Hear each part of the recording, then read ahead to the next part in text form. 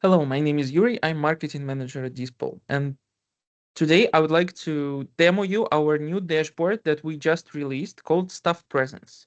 It's an amazing use case that we are sure a lot of our customers would like to try out and use. So let me share my screen. That's it. This dashboard, it's called Staff Presence. You can go to Insights and Data, and here in the menu in the top left, you can find this chart here. So it has data on staff compared to number of visitors that you have in front of sensors. To analyze data more carefully and with more precision, I suggest you to filter out specific devices. In this case, on this platform, we filtered out two devices that were in the same brand zone. So we will be able to analyze only people in the specific store area. Okay, so staff presence, we can go to this tooltip and see. These are visitors that were in front of the sensors several times, in total longer than 2 hours. 2 hours is a default value. You can change it for some specific use cases, but by default, it works for most stores. What it means? It means that one person that was detected by the system with the same demographic characteristics, they were in front of the sensor several times. They don't have to be 2 hours straight at one place, of course. They can move. So, for example, the first time they were in front of the sensor at 1 p.m., second time at 2 p.m., and third time at 3:30 p.m. So they appeared in front of the sensor several times during more than 2 hours. To our analytics system, to our AI, it means that they are likely to be a staff member, so salesperson. And this chart, it specifically shows number of times a member of staff, so some visitor with a staff tag, was in front of the sensor. For example, on Wednesday on 7 a.m., there were 8 people in front of the sensor, probably during the opening hours of the store, because if we look at visitors, there is not a lot of visitors there. So these were staff people. And on the right, we have the chart that shows number of visitors overall. So these are all people that were in front of sensors. Number of leads. These were engaged visitors that spent more than 15 seconds in front of sensors. And also we can filter out bounce leads. Bounce leads are just people that were in front of sensors, but for very short time, less than 6 seconds. So these are probably just passers-by that maybe stopped to look at something and went. And we want to focus on leads specifically. This is the most interesting thing. So I can tell you in this use case, in this setup scenario that we have a brand zone in a consumer electronics store. And as you probably know, in some consumer electronics stores, the store itself, it doesn't provide salespeople for every brand zone. It just has one salespeople, for example, for phones, right? And if we have a specific brand zone, let's say iPhones, the Apple distributor or Apple company itself can provide a salesperson that will be dedicated to selling only Apple products, the promoter.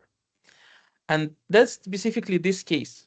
We have a brand zone that has several promoters that are not 100% of the time are staying in the same store. Sometimes they move between different locations, different stores to optimize the staffing schedule, because it's very expensive for a company to pay for a lot of salespeople, and they just need to analyze what times are most popular in each location, how many people are in each location.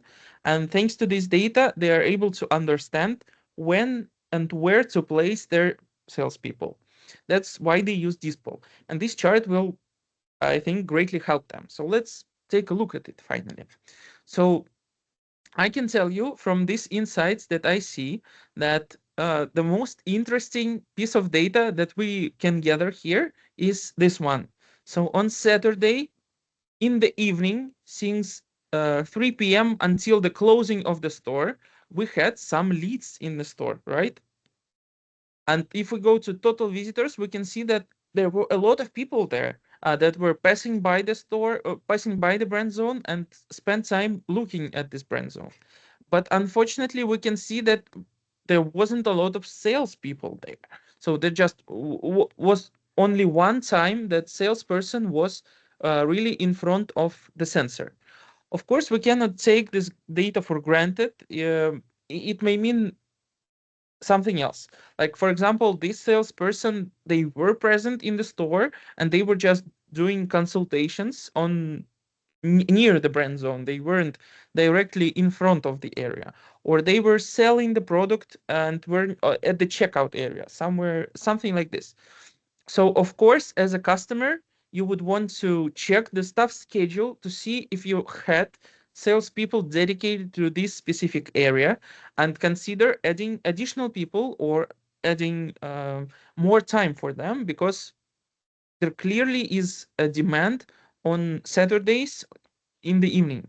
The same can be said for the opposite scenario as well. So let's go 1 week to the past. And we can see here that on Sunday, there clearly was a lot of salespeople there on Saturday and Sunday. So on Saturday, it was a lot of contacts of salespeople and sensors in the brand zone. And on Sunday, it was even more. But on the opposite side, we see that there wasn't a lot of leads there at this time. And wasn't a lot of visitors either. So probably it was a case of not 100% correctly set up schedule, and salespeople were assigned to this brand zone. They were present, of course, but there wasn't a lot of leads. So in the future, company might analyze this data and use this data to maybe optimize the process even better and make sure that salespeople won't be for this long in front of this area if there aren't any people at this time of day. Um, yeah, and one more thing that I can show you is quarter analysis as well. It's more detailed, of course, and it's a bit harder to read, so you need to dive deeper in it. But the general idea is it shows you a number of times salespeople were detected by sensors during every day. So, for example, on Monday, we can see that on Monday on this specific week, there was 21 times that staff person was detected, and it was only 8 leads during the same day. So we can look at the bigger picture and understand the data in a little bit more detail. So as I said, we have a lot of options for analysis. You can take this data and export it to your own BI system if you like to make custom reports. Um, but this dashboard will give you the opportunity to look at this data at a glance if you don't have a BI system, or if you have, but you are not able to analyze the data there right now for some reason. So that's it. Thank you very much, and good luck with your data analysis.